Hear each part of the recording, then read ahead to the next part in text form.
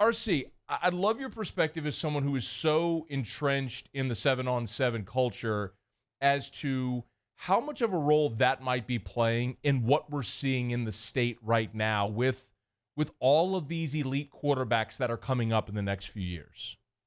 Well, I think that's part of it. The fact that you have 7-on-7, and now it's like a guy who plays AAU basketball all year round. You're finding a way to sharpen your skills. You're building anticipatory skills, leadership, right? You're getting to go against some of the top-notch talent in the country. And I think that helps some of these guys who already have a foundation grow. I also think the changes in offense have helped, Matt, because it used to be the way offenses were ran, you had to be a certain type of build. You had to be able to throw from the pocket, or you needed to be a certain height, or it wasn't one of those positions where athleticism was put at a premium. Now the way offenses are ran, it's a fun position to play.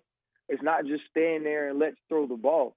I also think, I coach Eli Holstein, who plays quarterback. His brother Caleb also played with us in 7-on-7. They're two totally different athletes.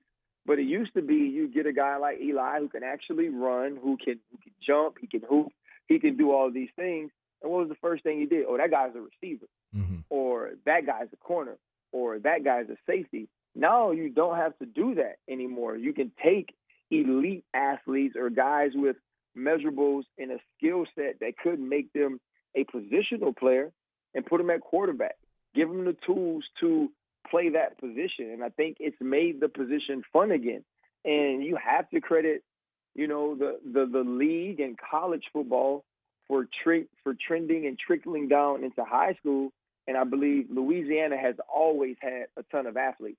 Those athletes just played a lot of other positions or weren't given this opportunity. I think it also helps when you have guys like Jamie Howard and Jai Eugene who have kids.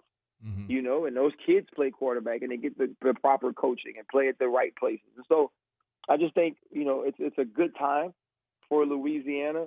I also believe, though, you got to pick right, because you're going to offer these kids and you're going to get certain kids to commit. What you can't do is fill up or take the kids who don't end up being the guy that you think they are. We cannot miss if you're LSU.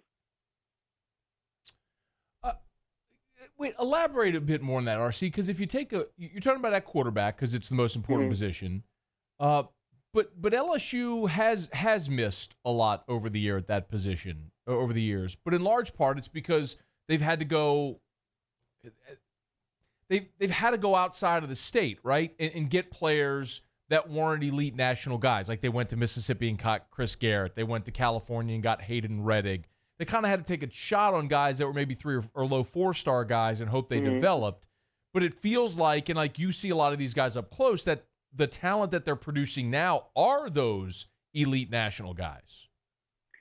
I believe so. I think I can go back to at least the team that we've had. And that's, and Eli is obviously still young, and we've had some different quarterbacks. We've not necessarily had the guy in Louisiana, but I remember watching Justin Rogers, who ended up committing to TCU. He was a guy who was injured in his senior year, and he never really got an opportunity to play there. But I remember watching him in high school, and this was when I was early in the 7-on-7. You could have, if you would have bet me, you could have bet me my spleen when I had it, and I would have put it up on the market because he was that talented to me. And then I go back and I got an opportunity to coach Justin Fields at the Nike opening. And I ain't seen a guy like that here, And so I think these guys are at a high level in the sense of where they're ranked in their classes. But I haven't seen that can't miss prospect amongst this group that we're talking about right now. Obviously, I haven't seen Jai's son, or I haven't seen Arch Manning. Arch Manning may be that. Jai's kid may be that. But, no disrespect to the Eli Holsteins and the young kid Howard at St. Thomas More. I've watched them, and I believe they are good, talented players. But it's not like, hey, if you get this guy, you plug him in, you have that dude day one, right? That he starts as a freshman, and because he's a part of your team, you are where Clemson was when they were beating Alabama in the national championship, Trevor Lawrence's freshman year. And so I do believe that these dudes are going to be clumped tight enough, at least the ones who are going to be more current or who we will see leave high school to go to college earlier. I do believe that they're clumped up enough where you're going to have to pick the right guy and do well in your evaluation. Do you think it's reasonable to think that Louisiana will continue producing quarterbacks at this level, or is this a moment in time because of what you said? It's Scott Holstein's son, and it's Jamie Howard's son, and it's Cooper Manning's son, and it's Jai Eugene's son. Yeah, I think I think this is a special time, a special group. It's not California, it's not Texas from a sense of size, not a sense of salad. I mean, that's talent, but a sense of Did you size. say salad? I'm not sure why I said that. I just ate 3 turtle brownies. I thought you were in the honey buns and, and Twinkies and stuff, man. Bro, I'm definitely not eating salad. So I don't know if we'll have the amount of people to always produce at this level. But I think right now what's important is getting the right guys. So in a year we don't produce at this level, you don't have to get the 3-star from California. You get the top one. Right. The way Alabama pulls Mater Dei's quarterback last year, who was a 5-star, he comes after Mac Jones was a 5. You know what I mean? So I think that's where we have to get from the quarterback position of when you come here, it looks like Joe Burrow. When you come here, you win national championships. So the year we don't have those guys, we can go get them elsewhere.